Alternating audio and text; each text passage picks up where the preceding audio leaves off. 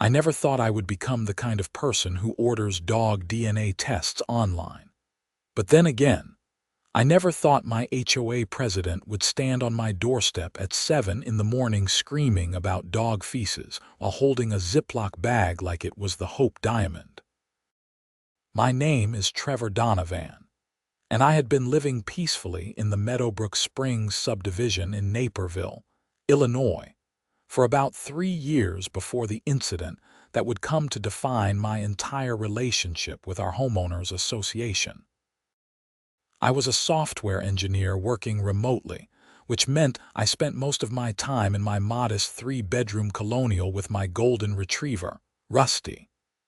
He was 8 years old, well-trained, and honestly the best roommate I had ever had. We had a routine. Morning walk at 6, evening walk at 5, and I always carried bags. Always. It was not just good manners but also clearly outlined in the HOA bylaws that I had actually read, unlike most people in the neighborhood. The winter of 2025 had been brutal in the Chicago suburbs. We had gotten 3 major snowstorms in January alone, and the snow had piled up so high that the sidewalks were more like narrow trenches carved through white walls. It made dog walking an adventure, and picking up after Rusty sometimes felt like an archaeological dig. But I did it. Every single time. That particular morning, February 14th actually, I was making coffee when I heard the aggressive doorbell ringing. Not a polite single press, but that rapid-fire assault that told you someone was not there to borrow sugar. I looked through the peephole and saw her. Brenda Patterson, our HOA president, bundled in a puffy purple coat that made her look like an angry grape. Her blonde, highlighted hair pulled back so tight it probably gave her a headache, and her face twisted in that special expression of righteous fury that only a certain type of suburban woman can truly master. I opened the door. "Morning, Brenda. What can I do for you?" "What you can do," she said, her voice sharp enough to cut glass, "is explain this." She thrust the plastic bag toward my face. Inside was exactly what you would expect. "I found this in my yard, right by my mailbox. And do not even try to deny it was your dog." I took a step back from the bag. "Brenda, I always pick up after Rusty, always. You can ask anyone who has seen us on walks." "Oh, really? Then explain why I found this yesterday afternoon when the snow melted enough for me to actually see my grass." "It was buried under the snow, Trevor, which means it has been there for weeks." Her voice had risen to a pitch that probably had dogs 3 blocks away wincing. "If it was buried under snow, how do you know it was Rusty?" I kept my voice calm, which I could tell annoyed her more. "Because you are the only one on this street who walks in that direction every single morning. I see you from my window, and your dog is huge. This is clearly from a large dog." She shook the bag again for emphasis. I looked at the bag more carefully. The evidence, such as it was, did not actually look like it came from a large dog. It looked more like what a small to medium dog would produce. Rusty weighed 75 pounds and his deposits were, well, proportionally sized. This was not that. "Brenda, I am telling you, that is not from Rusty. First of all, I always pick up. Second, that looks like it came from a much smaller dog. Third, I do not even walk him past your house. We go the other direction, toward the park." Her eyes narrowed. "Are you calling me a liar?" "I am saying you are mistaken." "I am not mistaken, Trevor. I am issuing you an official warning. Under Section 7.3 of the HOA bylaws, failure to pick up pet waste is a violation subject to a $50 fine for the first offense, $100 for the second, and potential legal action for repeated violations. Consider this your first warning. If I find this happening again, you will be fined. Do I make myself clear?" I felt my jaw tighten. Crystal clear. But I am also telling you that I did not do this, and I am not going to accept a warning for something I did not do. Then I will see you at the next HOA meeting where we can discuss this further." She turned on her heel, still clutching her bag of evidence, and marched back down my driveway, her boots crunching in the packed snow. I closed the door and leaned against it. Rusty padded over and nudged my hand with his nose, sensing my frustration. "This is insane, buddy," I told him. He wagged his tail, blissfully unaware of the drama unfolding around him. The thing about HOAs is that they operate in this weird gray area between actual governance and neighborhood busybody club. Ours was relatively tame compared to some horror stories I had heard, but Brenda had taken over as president about 6 months ago and had been on a power trip ever since. She had sent violation notices to people for leaving their trash cans out an hour too long, for planting flowers that were not on the approved list, and for parking commercial vehicles in driveways overnight, even though the restriction was incredibly vague about what constituted a commercial vehicle. I spent the morning working, but my mind kept drifting back to the confrontation. It bothered me not just because of the false accusation, but because I knew Brenda. She was not going to let this go. She had decided I was guilty, and in her mind, that made it true. I had seen her do this to other neighbors. Once she fixated on something, she would pursue it with the intensity of a prosecutor trying a capital murder case. Around noon, I took Rusty out for his midday walk. We went our usual route, toward Meadowbrook Park, staying well clear of Brenda's house on Willow Court. The park was relatively empty, just a few other dog owners and someone trying to jog through the slush. I ran into my neighbor from 3 doors down, Mike Harrison, who was out with his beagle Scout. "Hey, Trevor," Mike called out as our dogs sniffed each other in greeting. "I heard Brenda paid you a visit this morning. News traveled fast in subdivisions." "Yeah. Apparently I am a dog poop criminal now." Mike laughed, but it was a sympathetic laugh. "She got me last month for having my Christmas lights up too long, sent me a certified letter, Trevor, for Christmas lights in January. She showed up with a bag of dog waste claiming it was from Rusty. Thing is, I always pick up, and the stuff she showed me was way too small to be from a 70-pound golden retriever." Mike's expression shifted to something more serious. "You know what I noticed?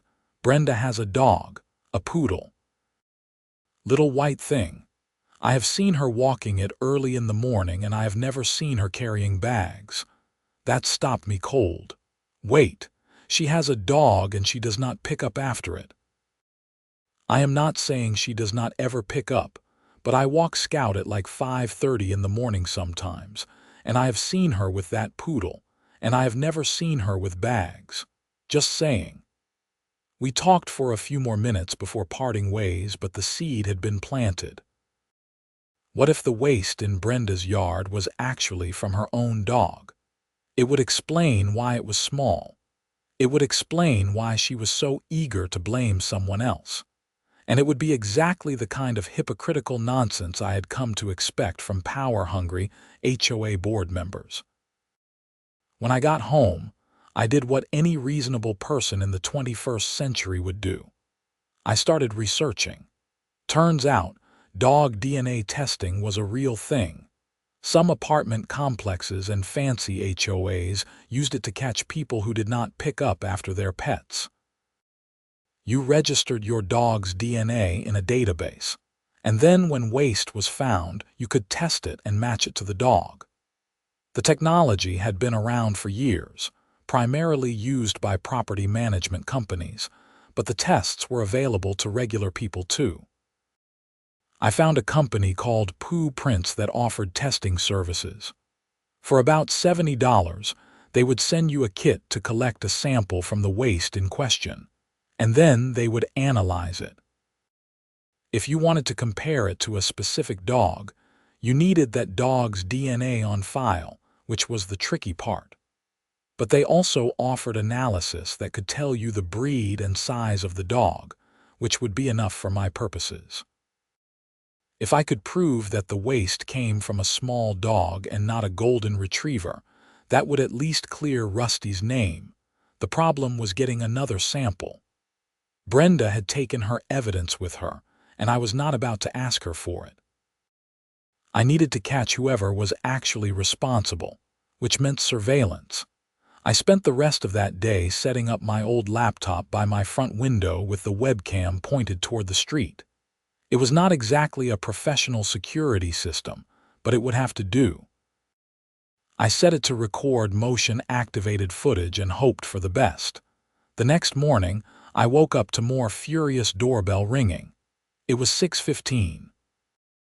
I stumbled downstairs, Rusty trailing behind me, and opened the door to find Brenda again, this time with two other people I recognized from the HOA board. One was Linda Myers, the treasurer, a woman in her 50s with graying hair and perpetually worried expression.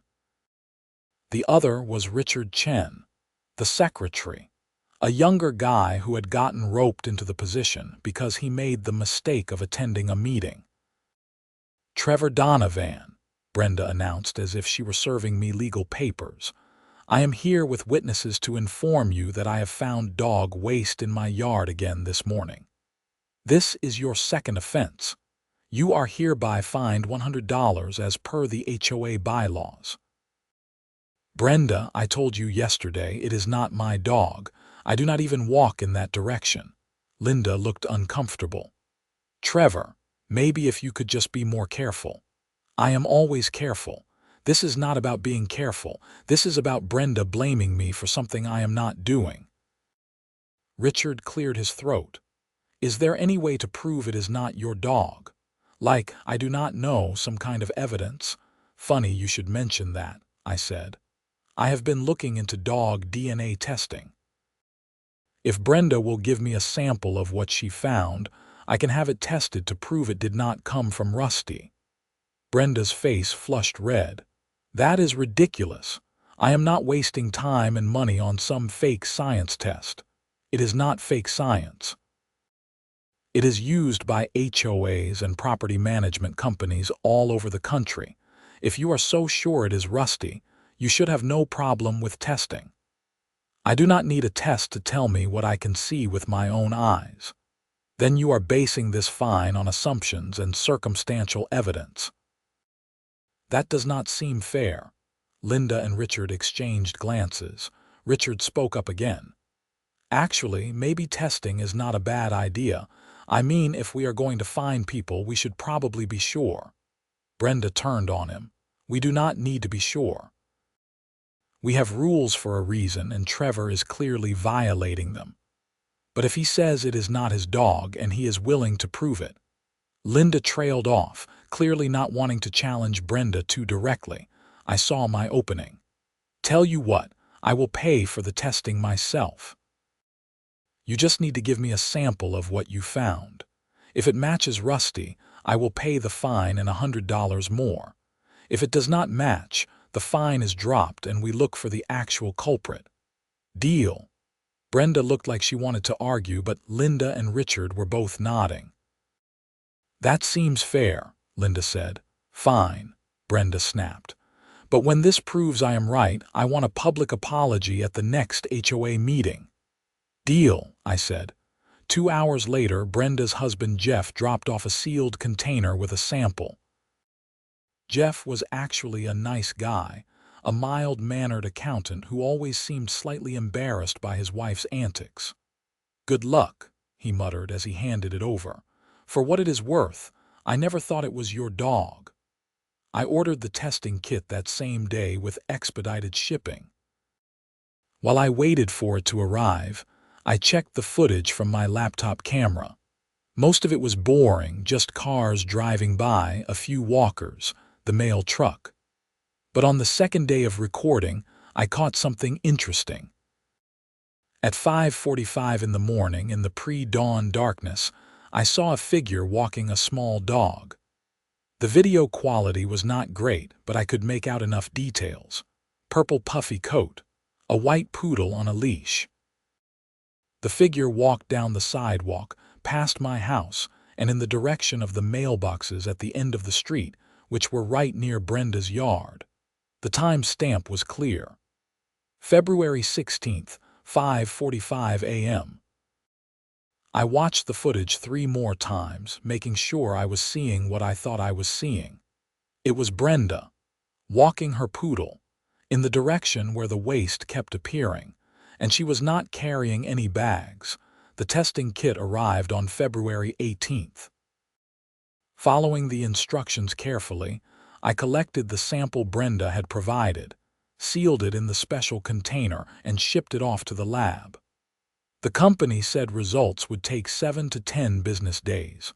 While I waited, I kept recording. Brenda walked her poodle every morning between 5:30 and 6, always heading toward the mailboxes, always without visible poop bags. I caught her on camera 4 more times. I also started walking Rusty at different times and making sure other neighbors saw me in completely different parts of the subdivision, building my alibi. The HOA meeting was scheduled for March 2nd, which would be after I got the test results back. Perfect timing.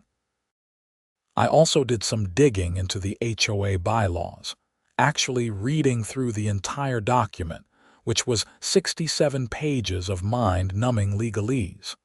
What I found was interesting.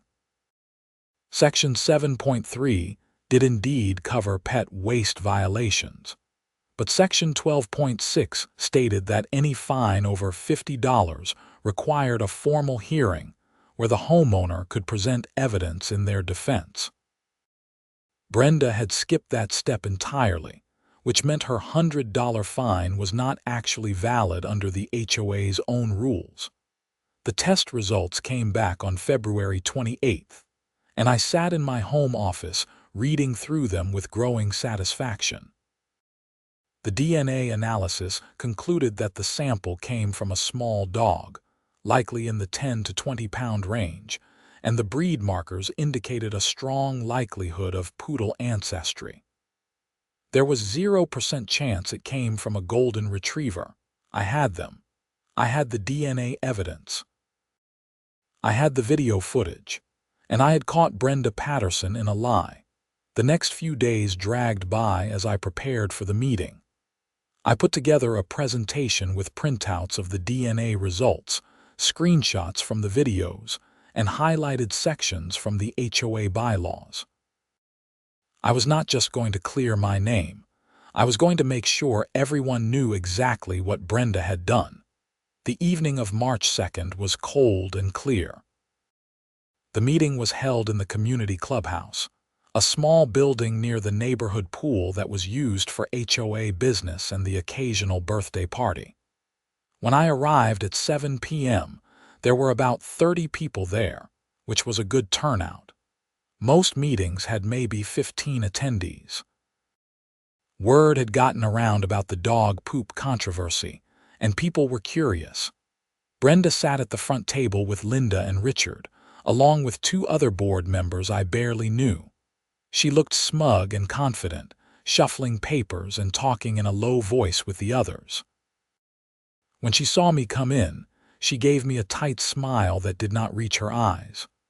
"All right, everyone, let us call this meeting to order," Brenda announced, banging a little gavel she had bought herself because apparently she needed props. "We will start with the usual business. Minutes from last meeting, treasurer's report, architectural committee update."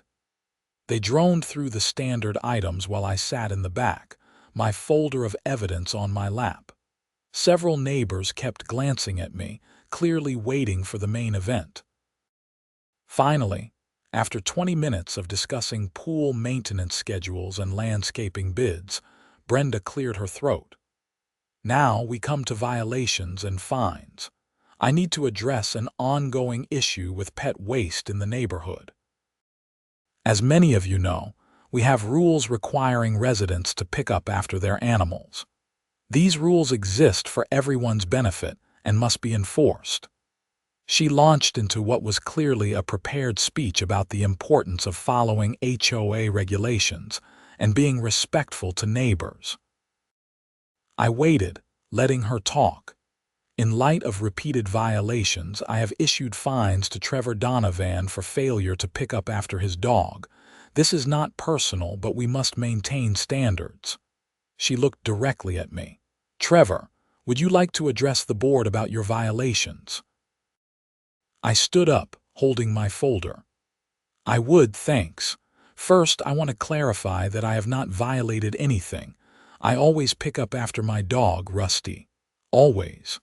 What I would like to do is present evidence that proves the waste found in Brenda's yard did not come from my dog. A murmur went through the room. Brenda's expression hardened. Trevor, we have been over this. Yes, but now I have proof. With the board's permission, I would like to present my findings. Richard leaned forward. I think we should hear him out. Brenda looked annoyed but gestured for me to continue. I walked to the front of the room and started distributing copies of the DNA test results. As you can see, I had the sample that Brenda found tested by Pooh Prints, a professional canine DNA analysis company. The results conclusively show that the waste came from a small dog, approximately 10 to 20 pounds, with Poodle breed markers. My dog Rusty is a 75-pound golden retriever. It is biologically impossible for this waste to have come from him. I could see people reading the reports, eyebrows raising. Linda looked shocked. Richard was nodding slowly. Brenda's face had gone pale. This is absurd, Brenda sputtered. You probably switched the sample or faked the results. The sample came directly from you, delivered by your husband. It was sealed and sent to a certified laboratory. The chain of custody is documented. I pulled out more papers. I also have video evidence from my home security camera showing that I walk Rusty in the opposite direction from your house, toward Meadowbrook Park, every morning. Other neighbors can confirm this. Mike raised his hand from the audience. I can confirm. I see Trevor heading toward the park every morning with Rusty. Another neighbor, Sarah Donaldson, spoke up. Same, they always go toward the park. I pulled out my final piece of evidence. I also have footage that I think is relevant. This was taken on February 16th at 5:45 a.m. I had brought my laptop, and I connected it to the small projector the HOA used for presentations.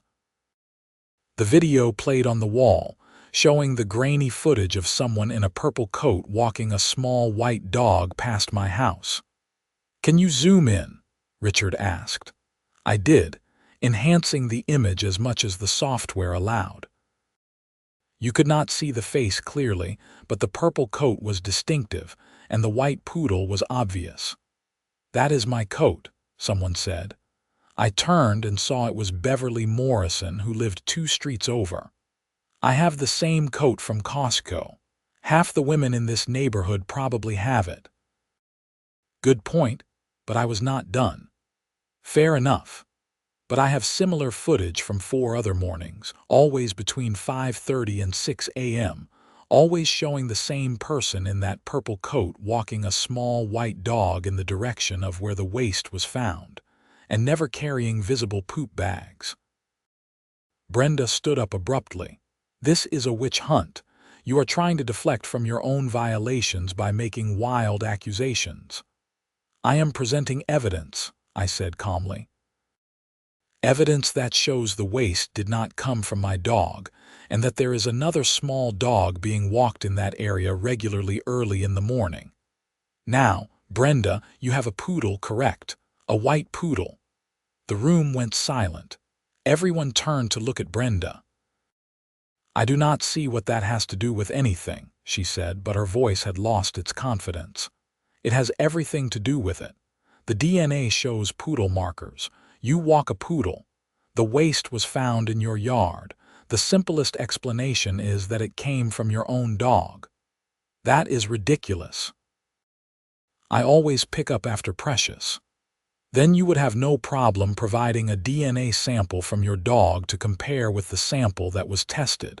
If your dog's DNA does not match, That clears you completely." Brenda looked trapped. Linda was staring at her with an expression of dawning realization. Richard looked uncomfortable but was clearly putting the pieces together. "Brenda," Linda said slowly, "do you actually pick up after Precious when you walk her?" "Of course I do.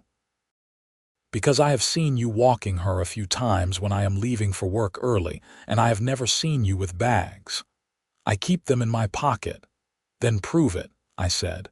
"Get your dog tested. Clear your name the same way I just cleared mine." The room erupted in conversation. People were talking over each other, some defending Brenda, others clearly skeptical. I saw Jeff Patterson sitting in the back corner, his head in his hands. Brenda grabbed her gavel and banged it repeatedly. "Order! Order! This meeting is getting out of hand. Trevor, you have made your point. The fine will be rescinded pending further investigation." "What about an apology?" I asked. "You accused me publicly and issued an illegal fine. Section 12.6 of the bylaws requires a formal hearing for any fine over $50. You skipped that entirely." Richard was flipping through his copy of the bylaws. "He is right. We did not follow procedure." Brenda looked like she wanted to argue, but she was clearly outnumbered. The other board members were distancing themselves from her decision, and the audience was decidedly on my side. "Fine," she said through gritted teeth. "I apologize for not following proper procedure. The fine is rescinded." And the accusation, a long pause. "If the DNA evidence proves your dog was not responsible, then I was mistaken about the source." It was not exactly a heartfelt apology, but it was something. I gathered my materials and returned to my seat while the meeting devolved into chaos. People were demanding to know if Brenda had been picking up after her own dog, why she had targeted me specifically, and whether the board had been issuing other improper fines. The meeting ended early because Brenda clearly could not regain control. As people filed out, several neighbors came up to thank me or tell me they had always suspected something was off about how Brenda ran things. Mike clapped me on the shoulder. "That was beautiful, man. Absolutely beautiful." I thought that would be the end of it. I had cleared my name, exposed the hypocrisy, and put Brenda in her place. But I had underestimated just how vindictive a person could be when their authority was challenged. 2 weeks later, I received a letter from the HOA. It was a violation notice for 12 different infractions. My house number was not visible enough from the street. My mailbox had a small rust spot. My grass had bare patches from winter damage. My fence had peeling paint in one section. My driveway had an oil stain. The list went on, each item more petty than the last. Every single violation carried a $50 fine, totaling $600. I was furious. This was clearly retaliation, and it was so blatant that it bordered on parody. I documented every single item with photos and timestamps. Then I started researching my options. That is when I discovered that retaliatory actions by HOA board members were actually illegal in Illinois. The Illinois Condominium Property Act and the Common Interest Community Association Act, both, had provisions protecting homeowners from retaliation for exercising their rights or challenging board decisions. If I could prove that Brenda's violation spree was in response to my challenge at the meeting, I had grounds for legal action. I called an attorney who specialized in HOA disputes, a woman named Patricia Reynolds, whose office was in downtown Naperville. She agreed to a consultation, and I brought all my documentation. The DNA test results, the video footage, the original fine letters, and the new batch of violations. Patricia was in her mid-40s, sharply dressed, with the kind of no-nonsense demeanor that told me she had dealt with plenty of HOA drama. She looked through everything carefully, occasionally making notes. "This is textbook retaliation," she said finally. The timing alone makes it obvious, but combined with the number and nature of the violations, you have a strong case. Most of these violations are either extremely minor or completely subjective. A rust spot on a mailbox, bare grass patches in March after a harsh winter. No judge would consider these legitimate. So what are my options? You can file a complaint with the Illinois Attorney General's office. You can also sue the HOA for harassment and retaliatory conduct. Given the evidence you have, I think we could get the fines dismissed, potentially get an injunction preventing further retaliation, and maybe even recover attorney's fees. What about Brenda personally?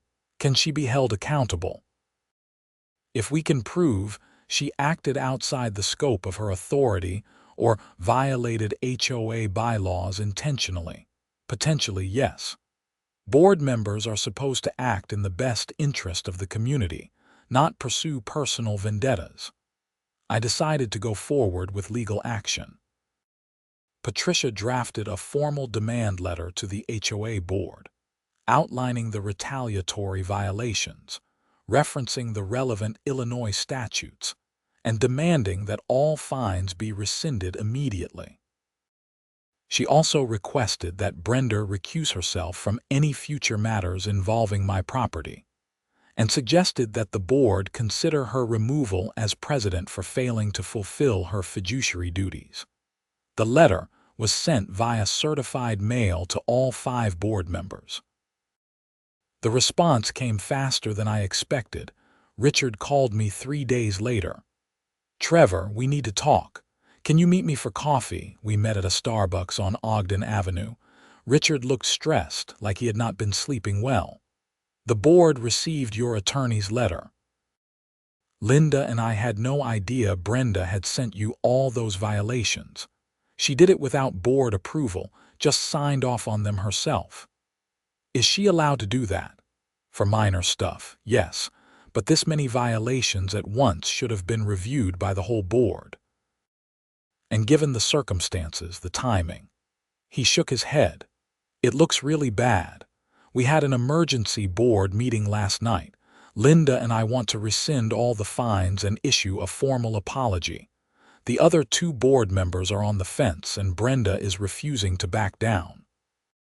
"What happens if you cannot get a majority?" "Then this goes to court. The HOA spends thousands in legal fees, and we probably lose anyway based on what your attorney laid out.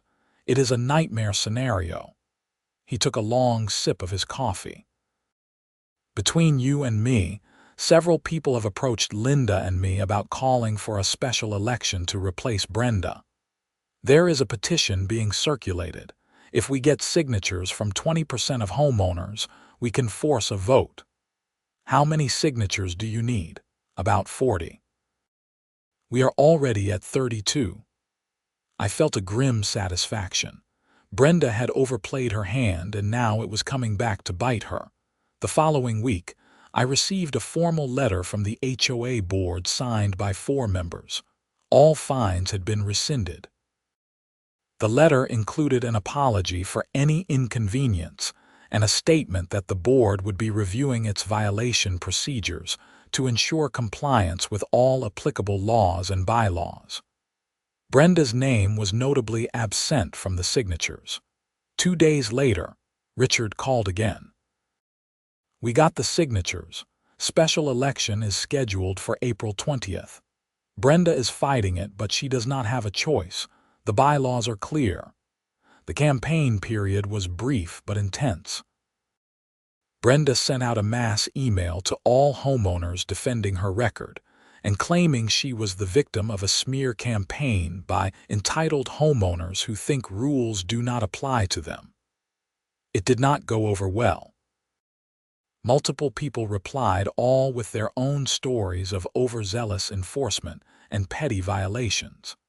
Mike got involved, posting in the neighborhood Facebook group about the need for HOA leadership that focused on actual community improvement rather than nitpicking violations.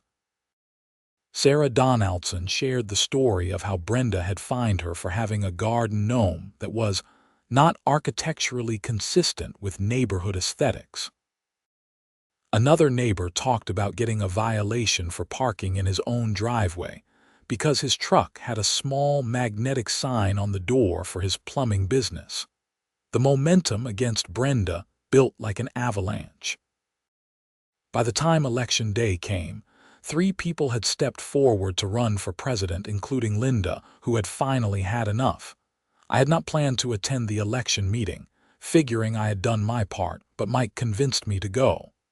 "You started this, man. You should see it through." The clubhouse was packed, standing room only. At least 70 people showed up, which was unprecedented for an HOA meeting. Brenda sat at the front table, her expression a mixture of defiance and barely concealed panic. The election was conducted by secret ballot. Each candidate gave a short speech. Brenda talked about her dedication to maintaining property values and enforcing standards. She did not acknowledge any of the controversy.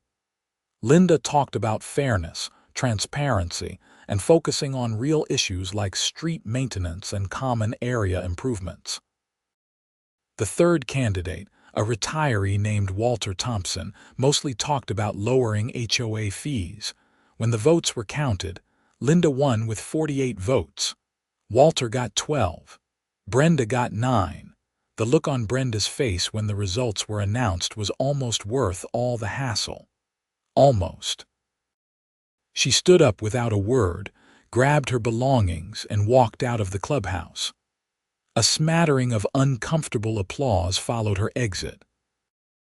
Linda took over immediately, conducting the rest of the meeting with an efficiency and pleasantness that was startling after months of Brenda's authoritarian style.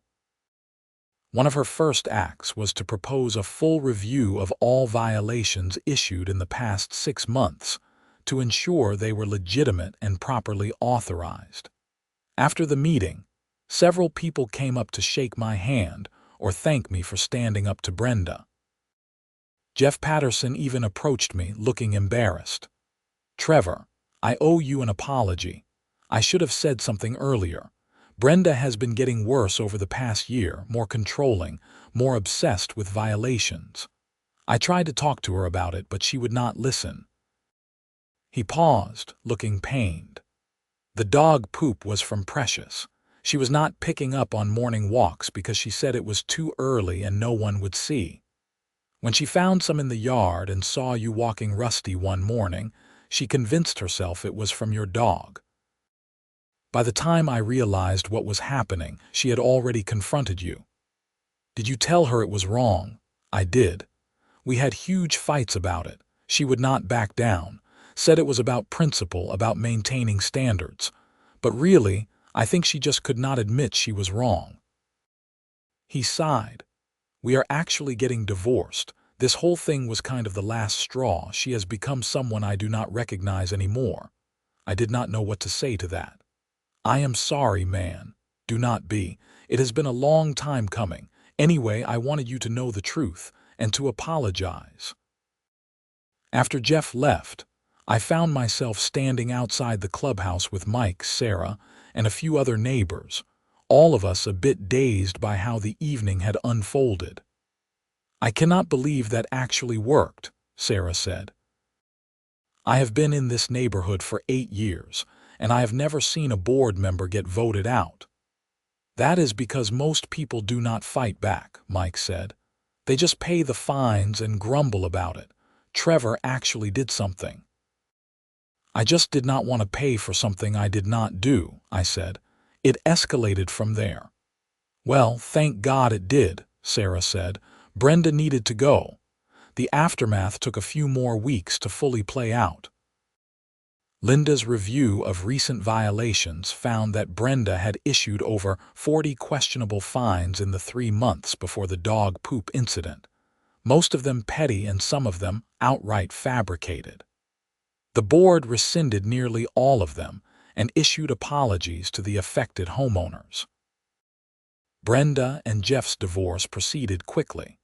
He kept the house, and she moved to a condo in downtown Chicago.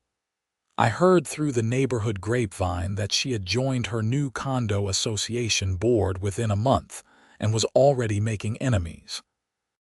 The DNA testing story spread beyond our subdivision.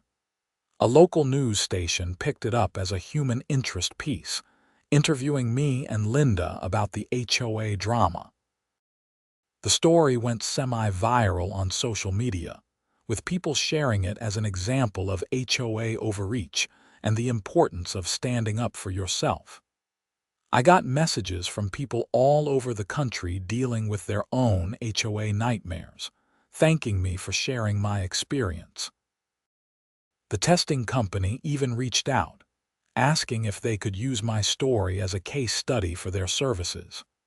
I agreed, figuring if it helped other people solve similar disputes, why not? Life in Meadowbrook Springs gradually returned to normal, or at least a better version of normal. Linda proved to be an excellent HOA president, focusing on actual improvements like repaving streets with potholes, upgrading the pool facilities, and organizing neighborhood events. Violation notices became rare and were only issued for legitimate problems. I still walked Rusty every morning, and I still always picked up after him. But now, I did it without the stress of wondering if some petty tyrant was watching my every move, waiting to pounce on any perceived infraction. One morning in late May, I was walking Rusty in the park when I ran into Beverly Morrison, the woman with the same purple coat as Brenda. She was walking a German Shepherd. "Trevor, I have been meaning to thank you." I got hit with one of Brenda's bogus fines, something about my porch furniture not being weather-resistant. Linda rescinded it after the review, saved me $200. "Glad it worked out," I said. "You know what the crazy thing is? I almost paid it. I almost just paid the fine because fighting seemed like too much trouble." Your whole DNA testing thing made me realize that sometimes you have to stand up to these people, even when it is easier not to. We talked for a few more minutes, and as I walked away, I realized that was the real point of the whole mess. It was not about dog poop or HOA politics, or even Brenda specifically. It was about the principle that people should not be able to abuse whatever tiny amount of power they have been given, and that regular people have the ability to push back when they do.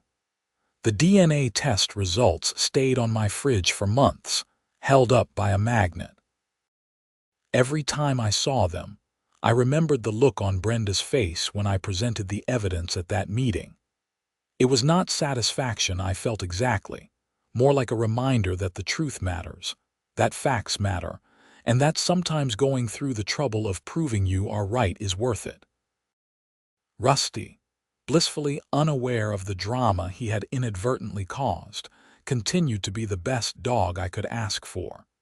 He never knew he had been at the center of an HOA civil war. He just knew that every morning we went for walks, and every evening he got dinner, and his human was usually pretty happy, which made him happy too. As for Brenda, I occasionally wondered if she ever realized that the whole thing could have been avoided if she had just been willing to consider that she might be wrong. That her immediate assumption that I was the culprit, combined with her refusal to even entertain the possibility of another explanation, had led directly to her downfall. It was a masterclass in how ego and stubbornness can destroy whatever authority you think you have. The following spring, almost exactly a year after the DNA testing incident, the neighborhood held its annual community garage sale. It was a tradition where everyone set up in their driveways and people walked around bargain hunting.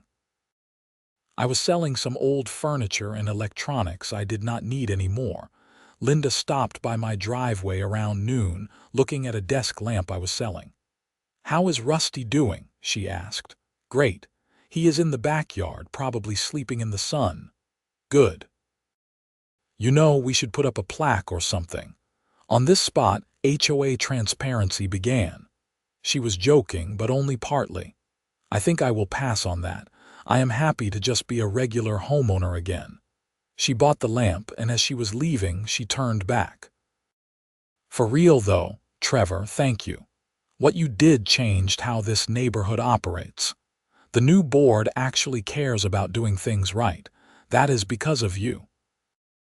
After she left, I sat in my driveway watching neighbors stroll by with their kids and dogs, stopping to chat and browse through each other's stuff. It felt like an actual community, not a collection of houses being monitored by an authoritarian board. Mike came over later in the afternoon carrying 2 beers. "Successful sale?" he asked, handing me one. "Decent. Got rid of some stuff I should have thrown out years ago." We sat on my porch steps, drinking beer and watching the activity. Scout, Mike's beagle, and Rusty, who had come around from the backyard, lay at our feet, panting contentedly. "You ever hear what happened to Brenda?" Mike asked. "Last I heard, she got kicked off her condo board for trying to ban someone's emotional support cat." Mike laughed. "Of course she did. Some people never learn." "You know what I learned from all this," I said. "HOAs are not inherently bad. The problem is when small-minded people get a little bit of power and decide to use it to make everyone else miserable. But if you get decent people running things, people who actually care about the community and not just about enforcing rules for the sake of enforcing rules, it can work." Profound wisdom from the guy who ordered dog poop DNA tests online. Hey, that dog poop DNA test saved me $600 in bogus fines and got rid of the worst HOA president this neighborhood has ever seen. Best $70 I ever spent. We clinked beer bottles and sat in comfortable silence, watching the neighborhood live its life. The truth was, I had not set out to be some kind of HOA rebel or neighborhood hero. I just wanted to prove I had not done something I was being accused of. But in doing so, I had accidentally started a chain reaction that ended up improving things for everyone in Meadowbrook Springs. Sometimes standing up for yourself does more than just solve your own problem. Sometimes it fixes problems other people did not even realize could be fixed. That summer was one of the best I had experienced in the neighborhood. The pool reopened with new furniture and updated facilities. The streets got repaved. Linda organized a neighborhood block party in July that drew almost every family in the subdivision. There were bounce houses for kids, a dunk tank, grilled food, and even a dog parade that Rusty won in the best behaved category, which felt like vindication. I ended up joining the architectural review committee, which I never thought I would do. But after everything that had happened, I felt like I should be involved, should help make sure the HOA continued to operate fairly.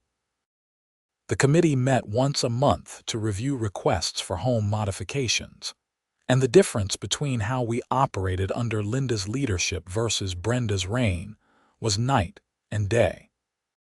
We actually tried to help people figure out how to do what they wanted within the guidelines, rather than looking for reasons to say no. In August, I got an email from a guy in Arizona who had seen the news story about my DNA testing. He was dealing with a similar situation where his HOA was blaming him for graffiti in the neighborhood, despite having no evidence. We talked on the phone for over an hour, and I walked him through everything I had done, from documenting evidence to researching the bylaws to finding legal help.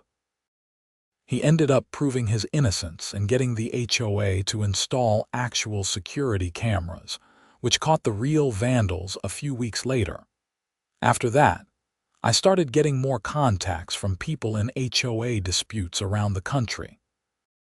I was not a lawyer, and I made that clear, but I could share my experience and point people toward resources. I even started a blog about it, writing about HOA rights, documentation strategies, and how to challenge unfair violations. It was not anything fancy, just a free WordPress site, but it started getting traffic. People were hungry for information about how to deal with overzealous HOAs, and there were not a lot of practical resources out there.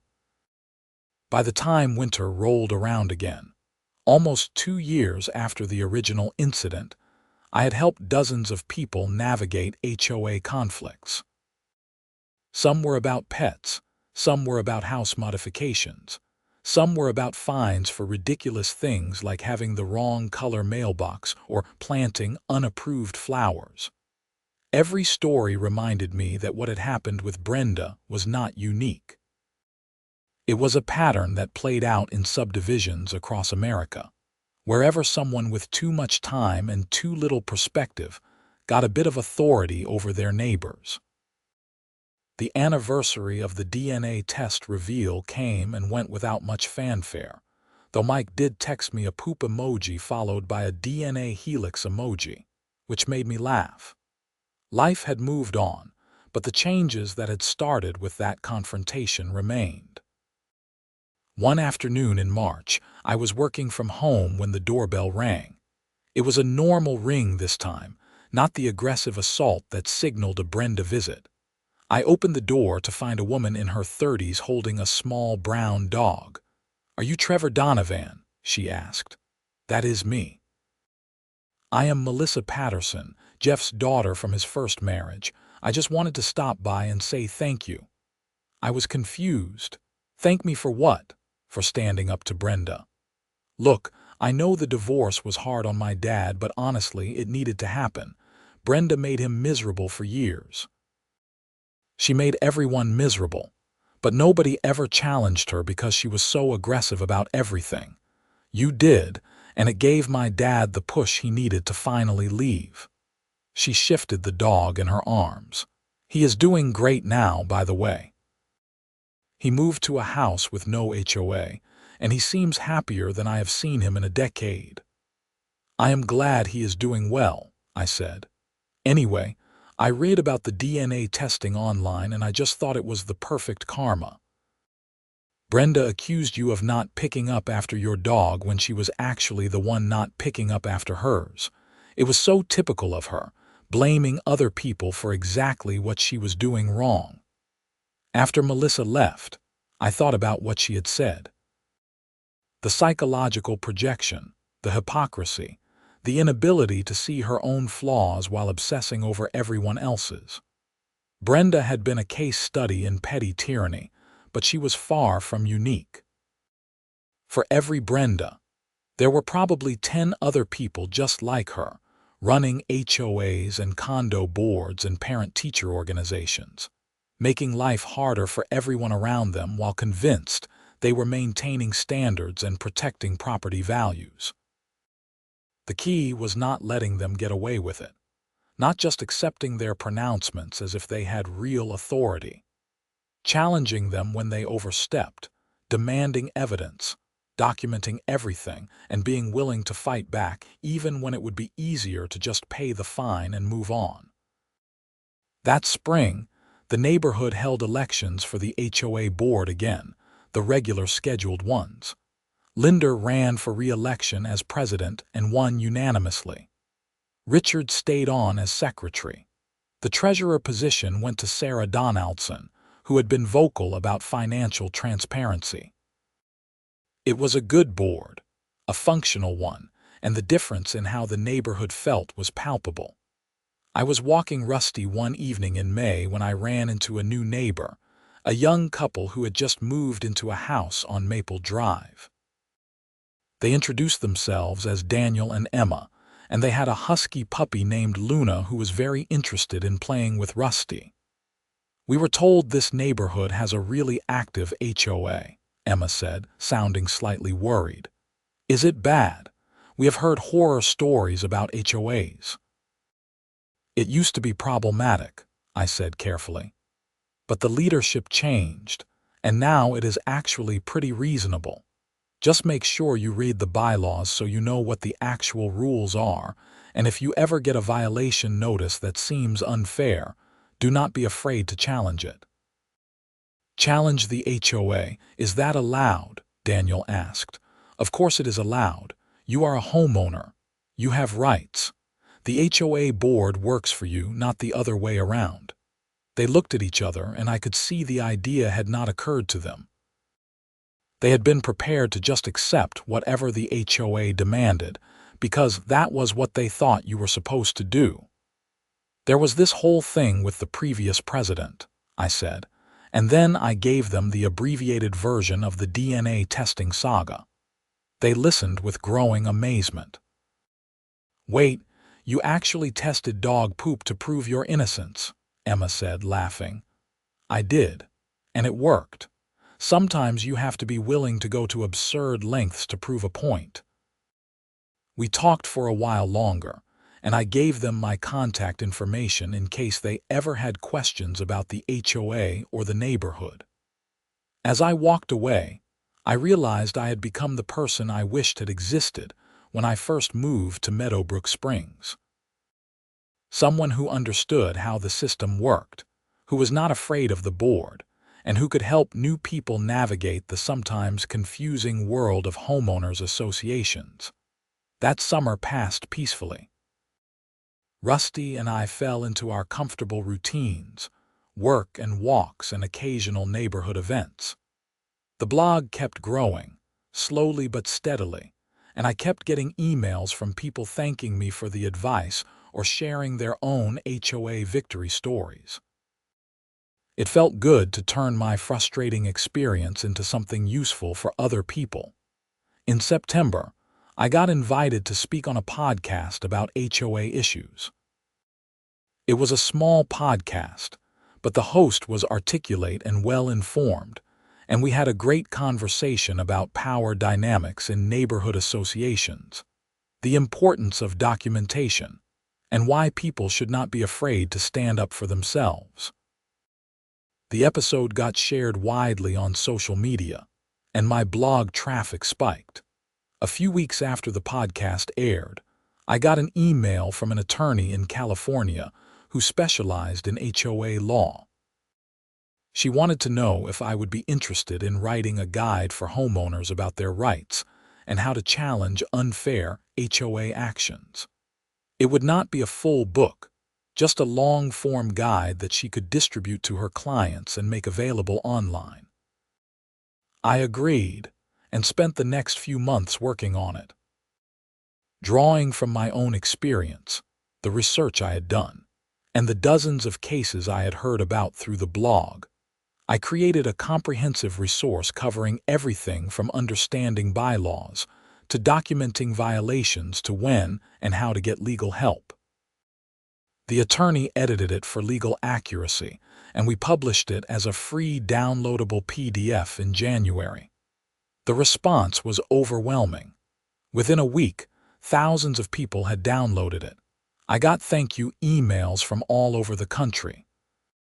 A few news outlets picked up the story, framing it as "Man who tested dog poop DNA now fighting for HOA reform." It was surreal. Through it all, I kept living my life in Meadowbrook Springs. I kept walking Rusty, attending HOA meetings when there was something important on the agenda, and helping neighbors when they had questions. The subdivision had become a genuinely nice place to live, and I was invested in keeping it that way.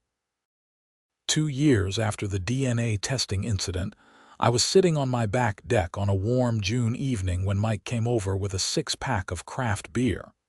We sat watching the sun set, Rusty and Scout sprawled at our feet. "You ever think about moving?" Mike asked. "Getting out of HOA land entirely?" "Sometimes," I admitted. "But honestly, this place is not bad anymore, and I feel like I helped make it better, you know. That counts for something. It counts for a lot. You basically saved this neighborhood from turning into one of those dystopian HOA horror stories."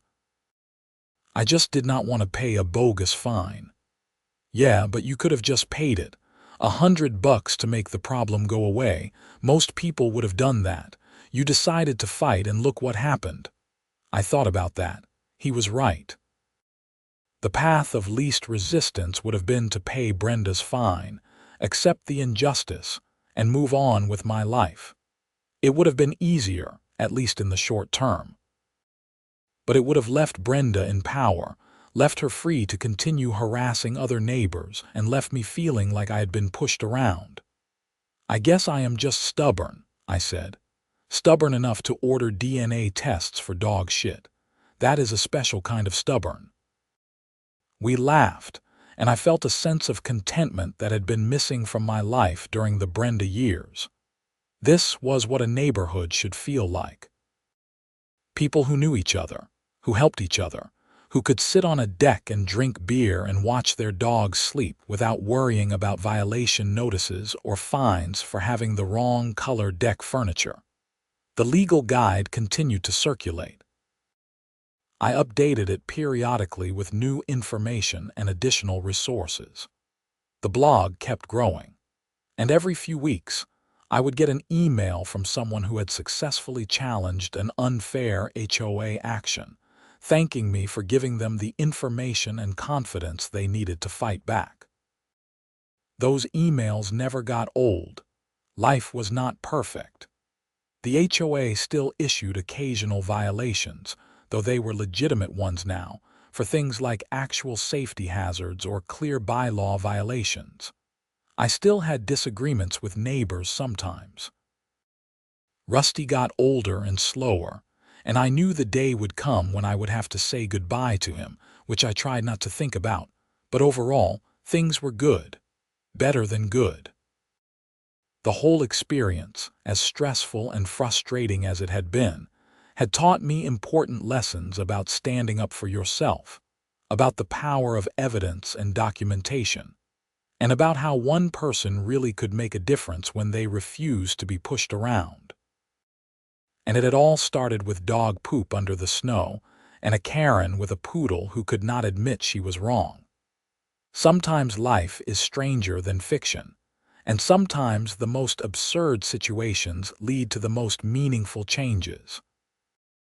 I never did find out if Brenda ever connected the dots, if she ever realized that the waste in her yard had probably been from Precious all along. Part of me hoped she had, that somewhere in a Chicago condo she had experienced a moment of self-awareness and understood that her downfall had been entirely self-inflicted. But knowing Brenda, she probably still believed she had been the victim of a conspiracy, that I had somehow faked the evidence, and that she had been a martyr to the cause of neighborhood standards. The truth had a way of being inconvenient for people like that. The DNA did not lie. The bylaws were clear. The retaliation was obvious. No amount of ego or stubbornness could change those facts, though Brenda had certainly tried. As summer turned to fall and then to winter again, completing the cycle, I found myself reflecting on how much had changed in just a few years. Meadowbrook Springs had gone from a place where I felt constantly watched and judged to somewhere I actually looked forward to coming home to. The HOA had transformed from an adversary into something closer to what it was supposed to be, an organization that maintained common areas and handled practical matters without making everyone's life miserable. And I had gone from just another homeowner trying to mind my own business to someone who had accidentally become an advocate for HOA reform and homeowner rights. It was not a role I had sought out, but it was one I had grown into, and I was glad I could help people avoid the kind of harassment I had experienced. The anniversary of the special election that removed Brenda passed quietly. Linder remained a solid president. The board continued to function well. Property values in the neighborhood were stable, which people seemed to care about. More importantly, people actually seemed to like living there, which mattered more to me than property values ever would. On a cold morning in December, almost 3 years after the original confrontation, I was walking Rusty when I saw someone I did not recognize standing in front of what used to be Brenda and Jeff's house. Jeff had sold it earlier in the year, and moved to Arizona. The new owner was apparently moving in. I walked over to introduce myself, the neighborly thing to do. The man was in his 50s, friendly with a firm handshake. "Trevor Donovan," I said. "I live 3 houses down. Welcome to the neighborhood. Marcus Webb. Thanks." I am still getting used to the idea of having an HOA. Never lived in one before. Any advice? I smiled. "Yeah. Read the bylaws. Follow the reasonable rules. Document everything if you ever have a dispute. And do not be afraid to stand up for yourself if something does not seem right." "That is oddly specific advice," he said, looking amused. "Let us just say I learned those lessons the hard way, but the HOA here is actually pretty good now. The board is reasonable. You should not have any problems as long as you are not planning to paint your house neon green or something." We talked for a few more minutes, and then I continued my walk with Rusty. As we headed toward the park, I thought about how far things had come. New people moving in, not knowing the drama that had unfolded, just experiencing Meadowbrook Springs as a normal neighborhood with a functional HOA. That was how it should be. The DNA test results were still on my fridge, faded now but still legible. I had thought about taking them down many times, but they had become a talisman of sorts, a reminder of what could be accomplished with evidence, persistence, and a willingness to stand up to bullies, even petty suburban ones.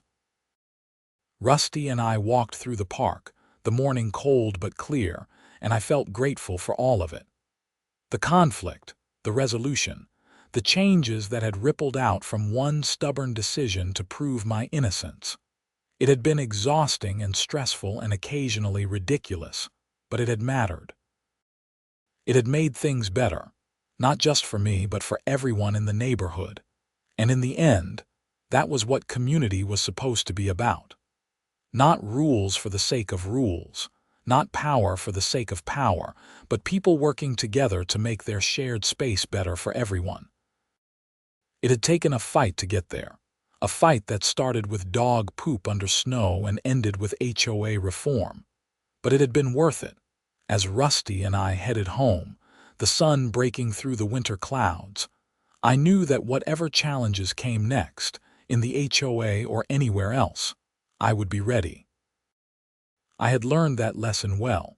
Stand up for yourself. Document everything. Do not be afraid to challenge authority when it is wrong.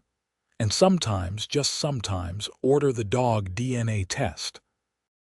Because the truth matters, even when it is buried under snow, and even when it is about something as absurd as dog poop.